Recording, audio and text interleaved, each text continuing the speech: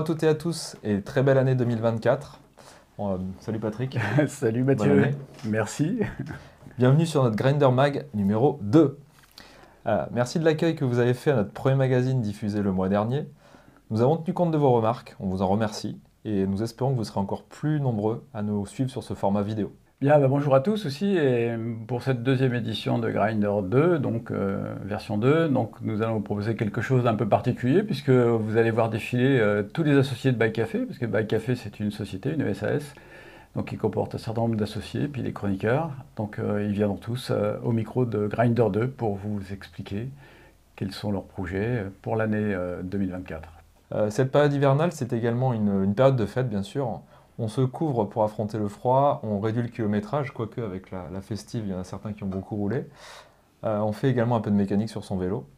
Donc on va vous faire le bilan de l'année écoulée et bien sûr, on va vous présenter nos grands projets pour 2024.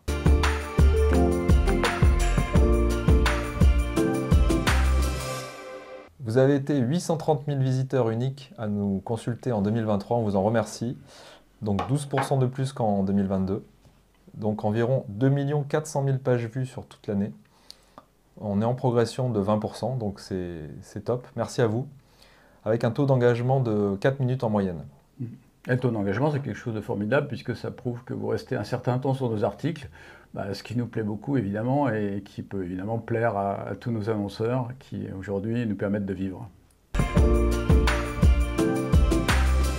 Ce qui m'intéresse à By Café, déjà, c'est mener une veille active sur les réseaux, me renseigner, savoir ce qui va sortir. Et plus particulièrement, moi, je m'intéresse aux pneus, et en particulier aux pneus tubeless route en 32 mm, parce que je pense que c'est l'avenir.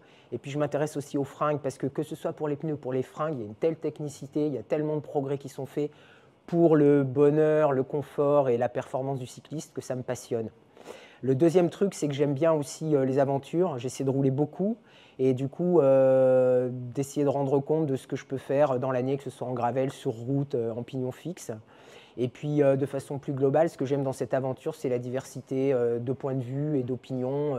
Voilà, By Café, c'est un média vivant, créatif et ça m'éclate. Alors, ce que j'apporte à By Café, en tout cas je l'espère, c'est un point de vue le plus technique possible et le plus factuel possible. Sur des sujets souvent techniques, parce que c'est là où je pense que j'ai une certaine crédibilité maintenant au bout de quelques années. By Café pour moi c'est un média qui est incontournable aujourd'hui dans le monde du gravel et du bikepacking. Je suis très heureux d'être le rédac chef et de pouvoir encadrer une équipe de contributeurs et d'associés passionnés et qui ont fait un gros boulot cette année puisqu'on est en progression de 20% sur le trafic sur le site. By Café, c'est énorme pour moi. C'est une grande partie de mon occupation déjà, puis une grande histoire surtout. C'est surtout une belle histoire, une histoire qui a été construite avec tous les gens qui prennent la parole là, autour de ce micro aujourd'hui, mais avec plein d'autres gens. C'est une histoire basée sur un vélo auquel personne ne croyait. Le gravel, par exemple, dont on parlait très rarement à une certaine époque, dont on parle beaucoup aujourd'hui. Donc évidemment, je constitue dans cette équipe un peu plus jeune que moi aujourd'hui autour de moi, un peu le canal historique de cette histoire. Et ça, c'est vraiment très fort pour moi. Alors By Café, c'est quoi? Pour moi, c'est un espace d'échange, de liberté, qui est animé par des personnes qui ont des expériences, des envies différentes, et qui vont traiter, grâce à leur curiosité, différents sujets. C'est aussi By Café différents supports, donc le magazine sur internet, le podcast, également depuis peu cette émission mensuelle. Donc vraiment une belle aventure humaine destinée à partager notre passion avec vous. Alors pour moi, By Café, c'est avant tout une belle aventure humaine avec les associés et l'ensemble des contributeurs. C'est du travail au quotidien pour maintenir le site à flot et faire en sorte que nos visiteurs aient une belle expérience utilisateur. Voilà, mais je retiens avant tout cette aventure humaine. Bike Café, c'est une aventure, tout le monde l'a dit, une aventure humaine, une aventure sportive, du vélo, de l'audiovisuel, les médias. Aujourd'hui, on a tous envie dans cette équipe de faire du vélo, de faire partager nos expériences. Et puis moi, j'apporte ma caution audiovisuelle, on va dire, avec un peu de matériel, mes connaissances, mon expérience, pour vous faire profiter à tous de ce qui se passe sur la planète vélo.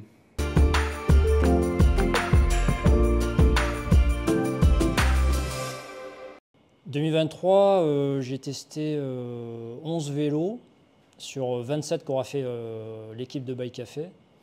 Ce que je retiens, c'est qu'on commence à avoir plus de diversité et que le marché gravel, enfin surtout les vélos de gravel plutôt, c'est bien segmenté comme le VTT en son temps. Et aujourd'hui, voilà, ça va du gravel race très, très rapide et assez inconfortable jusqu'à des machines quasi VTT.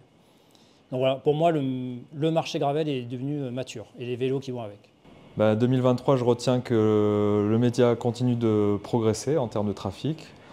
On a également des revenus publicitaires qui sont en hausse, qui prouvent que le média génère de l'intérêt auprès des marques. Dernière chose que je retiens, on a une équipe éditoriale qui s'est renforcée avec Sabine qui nous a rejoint au cours de cette année, donc ça c'est top. Alors moi cette année j'ai retenu plusieurs trucs. Alors dans les pneus j'ai retenu en particulier les pneus en coton. J'avais jamais roulé des pneus en coton, je trouve ça génial.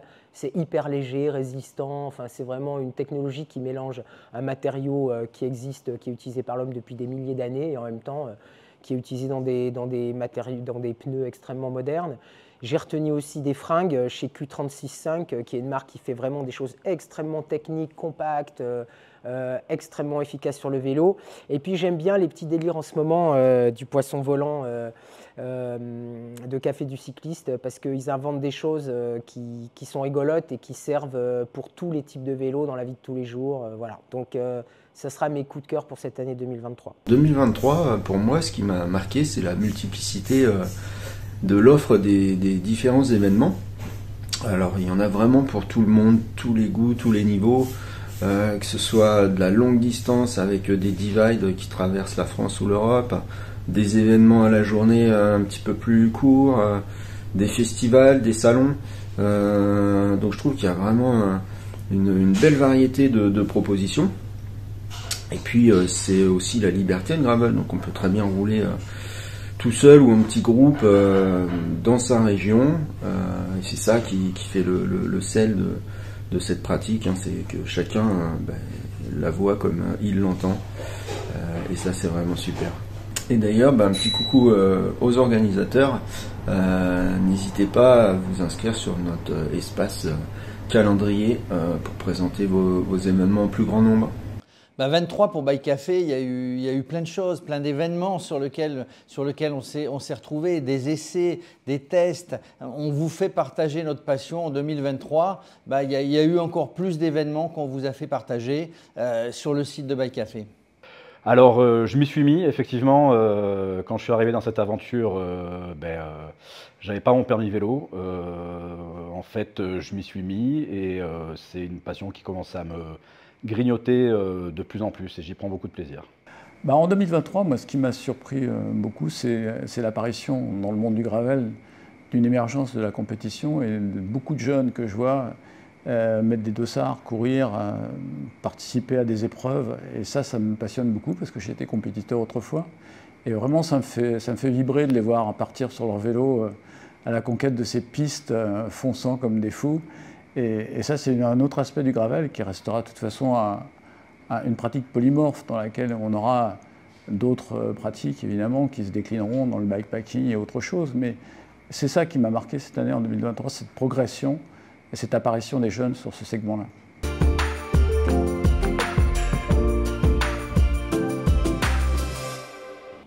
J'attends que le média continue de sa progression et qu'on puisse encore faire plus de choses, d'aller sur le terrain, de pouvoir rouler, tester des belles machines et contribuer à mon modeste niveau à encadrer l'équipe et à donner le meilleur de moi-même. En 2024, beaucoup de projets vont arriver. J'espère qu'on va pouvoir avoir davantage de contributeurs pour traiter des sujets encore plus larges. Donc voilà, je suis très enthousiaste à l'arrivée de tous ces projets. Alors l'année prochaine, moi je rêve d'une année ou déjà une année plus détendue, où on pourra faire du vélo sans se préoccuper de ce qui se passe dans le monde et de ce qui nous angoisse tous, où il y aura aussi moins de bagnoles qui roulent partout dans tous les sens en balançant de la fumée dégueulasse de partout. Ça c'est vraiment l'agression que j'aimerais bien voir disparaître de plus en plus sur nos routes, mais enfin c'est peut-être un peu un vœu pieux. J'espère avoir encore beaucoup de temps pour pédaler, pour tester des produits. Voilà, j'espère que ça sera une année riche en vélo, en expériences nouvelles et puis en découvertes, parce que je crois que la curiosité, c'est le meilleur moteur, et surtout quand on blogue. Alors, je vois beaucoup de choses, parce que moi, je crois beaucoup à l'avenir. Je suis toujours un peu dans ce qui va se passer demain. Et aujourd'hui, je trouve que ce vélo est un support, c'est presque un mode de vie. Donc tout ce qu'on fait sur le gravel, mais aussi d'autres vélos, parce qu'il ne faut pas oublier que Bike Café, on ne parle pas que de gravel. On est toujours à l'écoute de tout ce qui se passe dans le vélo. Et le vélo, c'est à la fois une culture et c'est quelque chose qu'on verra se développer en 2024. 2024, du coup, vu que le marché est devenu mature, j'espère que les fabricants vont aller vers des géométries un peu plus engagées, exclusives, et éviter de se recopier les uns les autres. Voilà, un peu de nouveauté. Je pense que là, il faut vraiment qu'ils innovent maintenant. Il y a quelques machines qui vont arriver début 2024, comme le 3T Race Max. Mais j'attends plus au niveau risque pris par les fabricants, au niveau des géométries de vélo. Alors moi, ce qui me ferait encore vibrer pour 2024, c'est que l'artisanat du cycle continue de se développer. Il s'est plutôt redéveloppé énormément ces dernières années en France. J'aimerais qu'il continue à se développer sur notre territoire. Et puis aussi les cafés vélos, puisque ce sont vraiment des lieux de convivialité, de rencontres, de partage à proximité de chez nous. Donc on espère que tout ça va continuer en 2024. Alors pour 2024, on vous souhaite de belles aventures à vélo, soyez gourmands de découvertes, de partage, de liberté, et puis soyez gourmands tout court. Poussez la porte des cafés vélos et puis des bars et boulangeries sur votre chemin. Pour 24, encore plus de vidéos en ce qui me concerne, pour encore une fois vous faire partager nos passions. Il y a ce magazine qui a été lancé, on en est au 2e numéro. On va essayer d'être aussi sur beaucoup d'événements pour vous montrer ce qui se passe dans cette planète vélo, les nouvelles sorties, le nouveau matériel, les nouvelles pratiques, tout ce qui se passe au niveau gravel avec tous les gens qui viennent de vous parler de Bike Café et puis toute cette planète vélo qui de plus en plus nous regarde.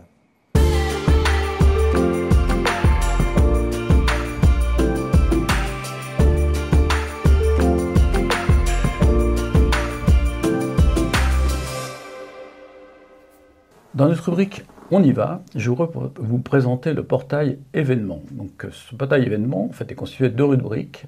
Une première pour soumettre son événement qui est dédié aux organisateurs, et une seconde qui est pour les participants qui voudront trouver un événement. Donc pour les organisateurs, ils trouveront un formulaire très facile à remplir avec un certain nombre d'aides pour pré-remplir ce questionnaire. Et puis les participants vont pouvoir trouver au travers d'une vue liste différents événements qui sont sur ce portail, une vue agenda qui permettra de localiser les événements sur un calendrier, et puis une vue photo à partir d'un visuel sur lequel ils pourront choisir un des événements qui seront repérés, et puis voir tous les détails, comme vous pouvez le voir s'afficher à l'écran. Bonne participation!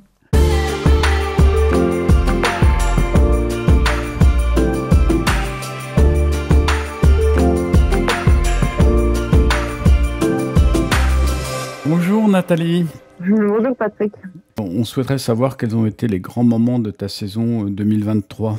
Alors ma saison 2023 a été marquée par 2 événements majeurs. Une traversée d'Europe pour battre un Guinness record de la traversée la plus rapide à vélo. Oui. Donc j'ai le record féminin en cours d'homologation et la Silk Road Mountain Race, donc une course de VTT de 1800 km au Kirghizistan, qui était mon 2e objectif majeur et où j'ai terminé première ex-aequo après une bataille acharnée contre Peggy. Et on a décidé de terminer ensemble, du coup. D'accord, écoute, c'est un beau geste. Et donc maintenant, tu t'es déjà projeté dans 2024. Quels sont tes projets pour cette nouvelle année? Oui, j'ai pas mal de courses de prévues, un petit peu route, gravel et VTT, notamment l'Atlas Mountain Race en début de saison. Donc pareil, du VTT 1300 km au Maroc. Ouais. Je vais aussi partir sur des aventures un peu plus personnelles et des nouveaux challenges. Donc j'aimerais réaliser une aventure en bike rafting, donc un mix vélo et rafting. D'accord. Et ensuite, j'ai aussi la Badlands en duo. Donc, j'ai toujours fait des courses plutôt solo. Et donc là, ça va être intéressant un petit peu de voir la gestion en équipe. D'accord, tu l'as fait avec qui? Mike Eger. D'accord, ok. Il a terminé 3e cette année à la Badlands. Donc, je pense que je vais un peu en baver. Oui, mais tu auras un bon guide du coup, parce qu'il doit connaître Ouais. connaître le coin. Ma dernière question, j'en profite que je t'ai au téléphone pour te la poser. Quel est ton regard sur le développement du cyclisme féminin qui a été marqué cette année par un certain nombre de grandes performances réalisées par des femmes sur des courses d'ultra et un petit peu partout? Oui, depuis que j'ai commencé, j'ai quand même noté qu'il y avait de plus en plus de femmes et avec un niveau de plus en plus élevé. Donc, c'est plutôt positif. Après, on reste quand même minoritaire sur la majorité des événements. Et donc, je pense qu'il faut continuer à faire figure de modèle et voilà, inspirer d'autres femmes à se lancer et voir que c'est tout à fait possible et qu'on est même au même niveau que les hommes sur des distances aussi longues. D'accord, bah écoute, on te suivra en 2024 justement en tant qu'ambassadrice de sport, du cyclisme féminin dans lequel tu réussis brillamment. Bah, écoute, merci beaucoup Nathalie, rendez-vous en 2024. Merci à toi. Au revoir.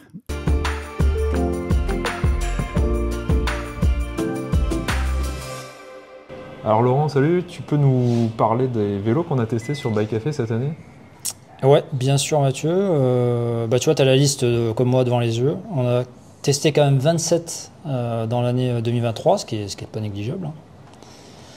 Écoute, ce qu'on peut en dire, c'est que, en tout cas dans l'échantillon qu'on a testé, il y a quand même une majorité de vélos en carbone. On retrouve derrière du titane quand même en un certain nombre, et suivi de près par l'acier et enfin l'alu. Est-ce qu'il y a des vélos qui t'ont marqué plus particulièrement cette année? Ouais, cette année, ce qui m'ont marqué, c'est aussi ceux qui étaient suspendus. On n'y échappe pas à la tendance. On a quand même presque un quart des vélos qui détenaient une fourche suspendue, une fourche télescopique à l'avant. Notamment un qui m'a marqué dans sa géométrie et son aisance sur beaucoup de terrain, c'était le Chiro Alpin. Très très versatile et très performant quel que soit le terrain au final. Également la fourche du Bertin, la fourche Airride italienne. Ouais, voilà, ça c'est les vélos qui m'ont le plus marqué cette année. A contrario, c'est vrai qu'autant on a eu un quart avec des fourches et autant finalement aucun, si je ne me trompe pas, qui était équipé d'origine avec une tige de selle télescopique. Et ça, à mon sens, ça va évoluer, je pense, sur 2024. Alors que c'est comme un accessoire qui est hyper intéressant pour le gravel. Ouais. Moi, je pense que ça peut. Ouais, tout à fait. Ouais. Ça a été une révolution en son temps dans le VTT. Et je pense que ça sera de même, moins marqué parce que la pratique est différente, mais ça sera une des prochaines révolutions en gravel. Et je pense que les fabricants devraient l'envisager tout comme ils le font déjà par les fourches. Je pense même que ça pourrait devenir primordial dans l'équipement d'un vélo, d'abord la tige de selle télescopique avant même la fourche. Presque un standard, ouais. Ouais. Si tu devais donner un top 3 des vélos que tu as le plus préféré en 2023, pas facile comme question. Pas facile, je suis en train de rebalayer la liste. Top 3 en 2023, je mettrais le Chiro Alpin, je vous l'ai dit tout à l'heure, qui m'a vraiment marqué. Le Phara, non, t'avais bien plus. Le Phara, ouais, je mettrais le Phara F Gravel. Troisième place, peut-être le Ventoum GS1, qui n'est pas importé malheureusement. Moi j'en ai testé un peu moins que toi, mais mon top 2, si on veut dire, en gravel et all-road, alors gravel track checkpoint, qui correspond assez à ma pratique, gravel perf, et qui est vraiment un vélo avec un rendement incroyable. Et sur les vélos all-road, le Chirou X-Route, qui est un vélo qui est à la fois confortable et avec un sacré rendement.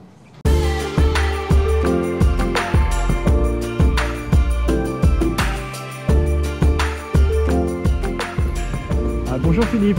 Bonjour Patrick. Là, nous sommes à Aix et puis je voulais te poser des questions puisque tu es lecteur de Bike Café. Comment as-tu découvert Bike Café et pourquoi tu es devenu lecteur? Qu'est-ce qui t'a motivé? Alors, comment j'ai connu Bike Café? J'ai connu Bike Café sur les réseaux sociaux, en fin de compte. Je suis quelqu'un qui m'intéresse beaucoup aux réseaux sociaux en ce qui concerne notre passion, le vélo. Donc maintenant, évidemment, dans l'époque où on vit, il y a beaucoup de médias qui parlent de notre passion, du vélo. Et c'est comme ça que j'ai connu Bike Café. J'ai connu Bike Café sur Meta, sur Facebook. Maintenant, ça s'appelle Meta. Mais c'est comme ça que j'ai connu Bike Café. Donc j'ai été faire un tour, j'ai été voir. Et puis en fin de compte, petit à petit, je me suis habitué à Bike Café, en fin de compte. D'accord. Est-ce que tu es abonné à la newsletter? Ouais, tout à fait. Je suis abonné à la newsletter. Je reçois régulièrement les news de Bike Café sur Strava, sur Facebook. Et je consulte régulièrement vos articles. Alors je constate d'ailleurs que vous montez en pression parce qu'à une certaine époque pas si lointaine, les articles, il n'y en avait pas tous les jours. Vous aviez quand même pas mal de boulot et vous étiez une équipe un peu moins importante. Maintenant, vous vous êtes un petit peu étoffé et c'est vrai que maintenant, on constate que Bike Café, il y a des articles quasiment tous les jours que vous sortez. Qu'est-ce qui te plaît particulièrement sur Bike Café? Quelle est la rubrique que tu préfères? J'aime bien toutes les rubriques justement parce que ce qui est bien chez Bike Café, c'est qu'on parle de tout en fin de compte. On ne parle pas que d'essais de matériel, d'essais de textile ou autre. On parle de tout, il y a des billets d'humeur, on parle des organisations, des différentes formes de cyclisme, du gravel, de l'ultra-distance, etc. Donc c'est ça qui est plaisant chez Bike Café, c'est des gens qui ont un esprit ouvert sur tout ce qui concerne le monde du vélo. Donc ça me plaît. Et puis ce qui me plaît aussi, c'est la philosophie de Bike Café, le ton qui est donné. C'est un ton qui est consensuel, mais s'il y a des choses à dire, vous les dites, quoi. Vous les dites sous une certaine forme, mais vous les dites, ça me plaît. C'est toujours des articles qui sont assez fouillés, il y a du sérieux, vous avez un protocole d'écriture, de visuel qui me plaît en fin de compte. Je trouve que Bike Café, maintenant Bike Café, ça fait partie de mon petit univers vélo, quoi. D'accord. Écoute, merci beaucoup Philippe pour tous ces compliments. Et puis à bientôt sur la route, puisque j'ai découvert qu'on était voisins, donc on se croisera sans doute un jour sur le vélo. Avec plaisir Patrick. Merci Philippe. Alors, si vous nous écoutez encore, c'est que vous êtes allé au bout de ce grinder numéro 2, merci. À vous de nous dire si la formule vous plaît. On attend vos remarques pour continuer à s'améliorer. On a notamment un formulaire de contact sur le site bikecafé.fr pour recevoir toutes vos remarques et vos petits axes d'amélioration.